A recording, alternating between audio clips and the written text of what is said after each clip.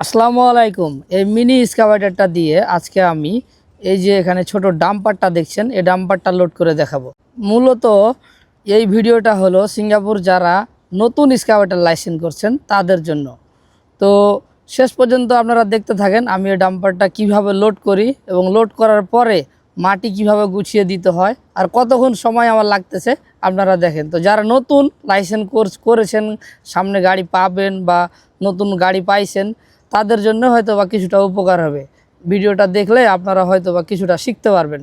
তো শেষ পর্যন্ত দেখতে থাকেন। নতুন অপারেটর ভাইদের জন্য আমার একটা মেসেজ থাকবে, সেটা হলো যে এটা হলো হাইড্রোলিক মেশিন। তো আপনাদের তাড়াহুড়ার দরকার নাই, আস্তে আস্তে অপারেটিং করবেন রিল্যাক্সে, কারণ যে কোনো জায়গায় টাচ করলে খুব দ্রুত একদম ভাঙে চুরে পড়ে যাবে, আপনারা বুঝতেই পারবেন না। তো আর লরি বা ডাম্পার এগুলো টপ আপ করার সময় একদম সতর্কর সাথে ধীরে ধীরে রিল্যাক্সে, সময় লাগুক অসুবিধা নাই। নতুন অবস্থায় যে অপারেটর ভাইয়েরা বড় গাড়ি চালাবেন, যেমন 200, 135, তারা আরও বেশি সতর্ক থাকবেন, কারণ লরি বা ডাম্পার টপ আপ করতে সময় বড় গাড়ি দিয়ে একটু যদি হিট লাগে তাহলে চ্যাপটা হয়। কেউ আবার ভাববেন না যে আমি অনেক কিছু পারি না, ভাই লাইফে শিক্ষার কোনো শেষ নাই। তবে আমি যতটুকু পারি আপনাদের মাঝে শেয়ার। তো ডাম্পার লোড করা প্রায় শেষ। তো এই যে মাটিগুলো এভাবে সুন্দর করে গুছাই দিবেন, আস্তে করে আলতো করে।